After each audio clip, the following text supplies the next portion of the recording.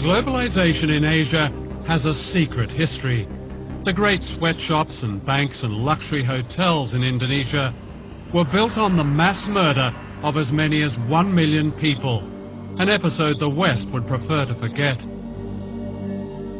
But many people here have not forgotten. In recent years, people all over the country have begun searching for the remains of loved ones murdered when General Suharto seized power in the mid-1960s, aided by the United States and Britain.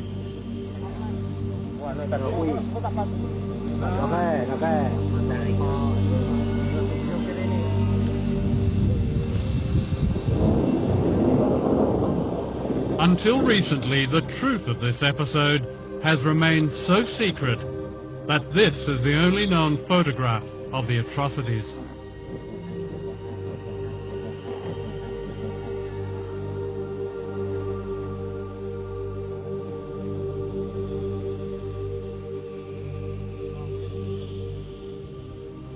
One day in early October 1965, a gang of thugs entered this school in Jakarta and beat to death the headmaster.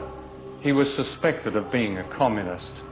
His murder was typical of the slaughter of more than 1 million people, teachers, students, civil servants, peasant farmers. Described by the CIA as one of the worst mass murders of the 20th century, the origins of this terrible episode have been covered in mystery.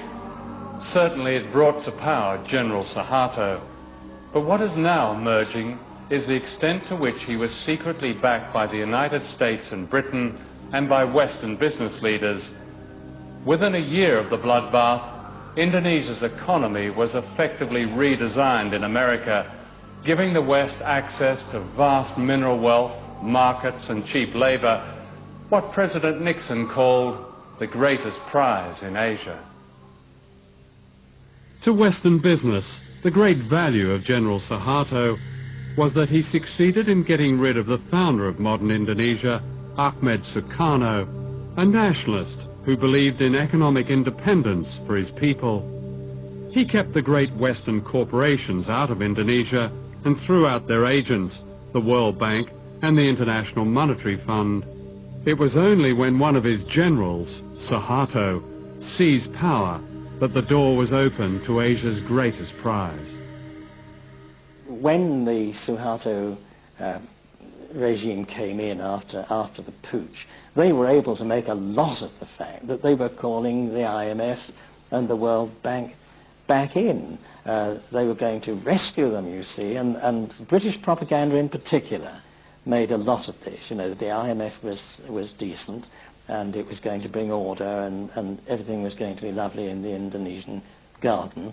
And as I say, a British diplomat still alive has said to me that was very much a part of the deal.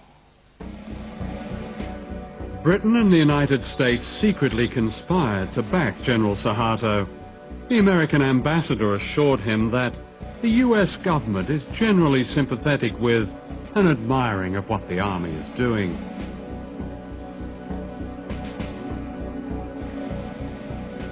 Thousands were rounded up. What was not known at the time was later revealed by American officials.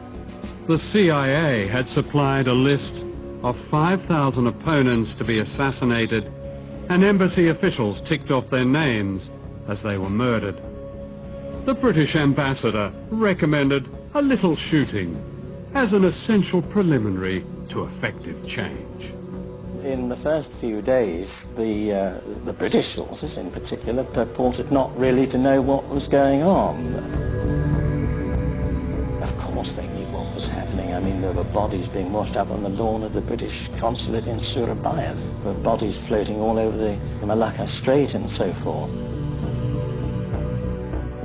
A man called Hadi Broto, a lieutenant colonel or something, was anxious to take some troops, Indonesian troops, from the east coast of Sumatra, from the northeast coast of Sumatra, to east and central Java, so that they could take part in what we now know was this terrible Holocaust, really. He found a Panamanian ship, and the ship sailed with troops down the Malacca Strait, escorted by 2 British warships. So the British were directly involved in, as what you describe as a Holocaust. Well, I would count that some sort of involvement, wouldn't you? The American press reported these events not as a crime against humanity, but in terms of their economic advantage to the West. Time magazine called them vengeance with a smile. And the West's best news for years. Others described a gleam of light in Asia. The seeds of globalization were planted in the bloodbath. In 1967, the Time Life Corporation sponsored a conference in Switzerland that planned the corporate takeover of Indonesia. It was attended by the most powerful businessmen in the world, such as David Rockefeller. The giants of Western capitalism were represented. The oil companies, the banks, General Motors, British Leyland, ICI, British American Tobacco, Lehman Brothers, American Express, Siemens.